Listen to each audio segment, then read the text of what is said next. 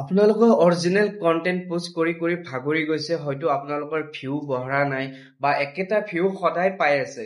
যদি আপুনি 500কে ভিউ পাই আছে, কন্টিনিউ ভিডিঅ' দিলে 200 300 বা 500 বা তাৰ ওপৰত যোৱা নাই, বা আপোনালোকৰ 1000 হৈ আছে তাৰ ওপৰত যোৱা নাই, যদি আপোনালোকে ভিউ বঢ়াব পৰা নাই, সেম অৰিজিনেল কন্টেন্ট পোষ্ট কৰিও যদি এইখিনিয়ে ভিউ আহিছে, তেতিয়াহ'লে মোৰ এই ভিডিঅ'টো আপোনালোকে শেষলৈকে চাব, স্কিপ নকৰাকৈ। মই ফুল ডিটেইলছত আপোনালোকক ভিডিঅ'টো দেখাম স্ক্ৰীন ৰেকৰ্ডৰ জৰিয়তে।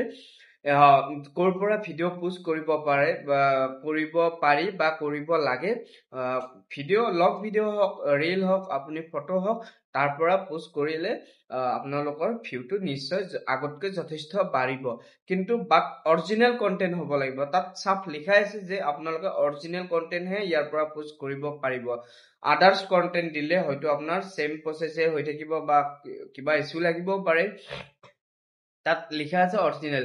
আপোনালোকে যদি অৰিজিনেল কন্টেন্ট পোষ্ট কৰে তেতিয়াহ'লে ভিডিঅ'টো সম্পূৰ্ণকৈ চাব, আৰু যদি ভিডিঅ'টো ভাল লাগে লাইক কমেন্ট শ্বেয়াৰ কৰি দিব। তো ভিডিঅ'টো চাই থাকক, স্কিপ নকৰিব।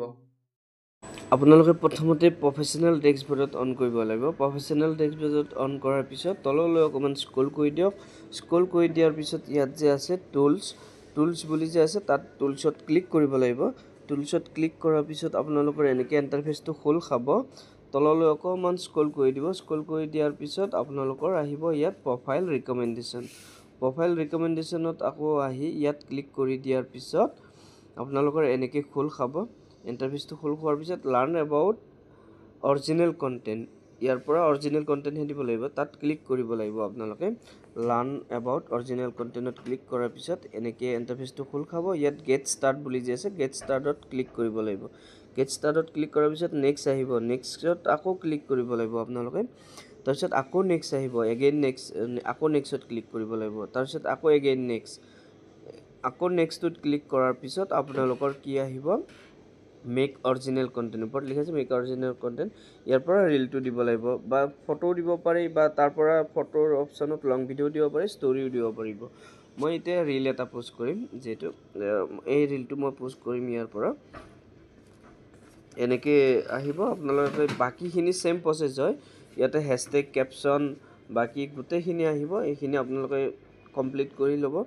কমপ্লিট কৰি লৈ পোষ্ট কৰি দিব। এনেকৈ লিখি লৈ চবখিনি কৰি লৈ আপোনালোকে ইয়াত যে শ্বেয়াৰ নাও বুলি আছে, শ্বেয়াৰ নাওত ক্লিক কৰি শ্বেয়াৰ কৰি দিলে হৈ গ'ল আৰু। এনেকৈ আপোনালোকৰ অৰিজিনেল কণ্টেণ্টহে দিব দেই, ইয়াৰ পৰা বেলেগ কণ্টেণ্ট নিদিব, ইছ্যু লাগি যাব। যদি ভাল লাগে চাব, লাইক কমেণ্ট কৰিব, শ্বেয়াৰ কৰিব। ধন্যবাদ থাকিল।